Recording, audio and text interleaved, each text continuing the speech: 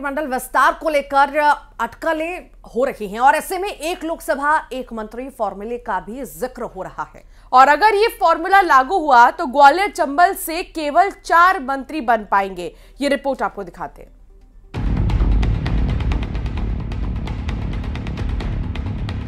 मध्य प्रदेश में मंत्रिमंडल के गठन को लेकर सियासी गलियारों में चर्चा का बाजार गर्म है। कहा यह जा रहा है कि मंत्रिमंडल के विस्तार में 2024 के लोकसभा चुनाव को जीतने की रणनीति की झलक मिल सकती है।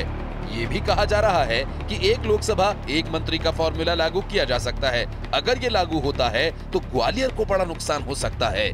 2020 में शिवराज मंत्रिमंडल में ग्वालियर चंबल अंचल से 9 मंत्री बनाए गए थे, लेकिन फॉर्मूले के तहत केवल 4 मंत्री बनाए जाएंगे। ग्वालियर चंबल अंचल में 4 लोकसभा सीटें हैं। सीटों के हिसाब से अगर मंत्री का गणित देखें तो ग्वालियर लोकसभा सीट से प्रद्युम्न सिंह तोमर ग्वालियर से जीत कर आते हैं, नारायण सिंह कुशवाहा ग्वालियर दक्षिण से जीत कर आते हैं, रमेश खटीक करेरा विधानसभा से जीत कर आते हैं। वहीं मुरैना लोकसभा सीट की अगर बात करें तो एंदल सिंह कंसाना सुमावली सीट से जीत कर आते हैं, सरला रावत सबलगढ़ से जीती हैं। भिंड की बात करें, भिंड दतिया लोकसभा में नरेंद्र सिंह कुशवाहा भिंड, राकेश शुक्ला मेहगांव, अमरीश शर्मा लहार, प्रदीप अग्रवाल सेवड़ा से जीत कर आते हैं।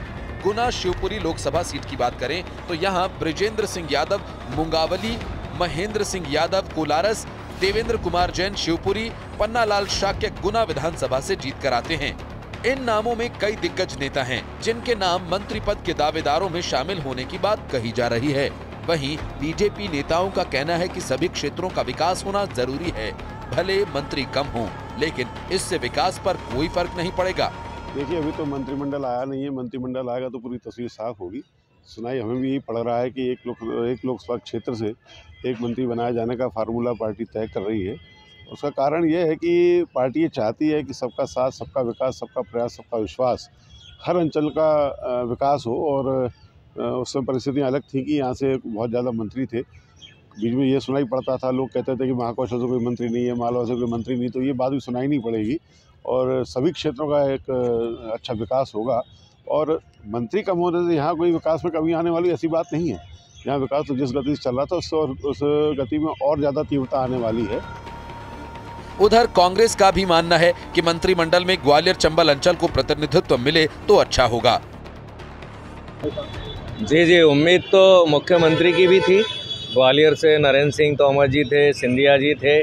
काफ़ी आशा थी कि ग्वालियर चंबल क्षेत्र से कोई मुख्यमंत्री होगा तो कुछ डेवलपमेंट होगा, क्योंकि पिछले 20 सालों में ग्वालियर चंबल क्षेत्र लगातार अन्य क्षेत्रों से पिछड़ता जा रहा है। अब नए मुख्यमंत्री बने हैं, नए मुख्यमंत्री है तो उम्मीद की जाती है कि ग्वालियर चंबल से भी नए लोगों को मौका दिया जाए। और पिछली बार 9 मंत्री थे ग्वालियर चंबल से, तो कोशिश यही रहे कि ज़्यादा से ज़्यादा मंत्री ग्वालियर चंबल से बने। 2018 की तुलना में बीजेपी ने ग्वालियर चंबल अंचल में अच्छा प्रदर्शन किया है, लेकिन माना यह जा रहा है कि मुख्यमंत्री के तौर पर बीजेपी ने जिस तरह चौंकाया है, कुछ ऐसा ही मंत्रिमंडल विस्तार में भी देखने को मिल सकता है। Bureau report, news 18।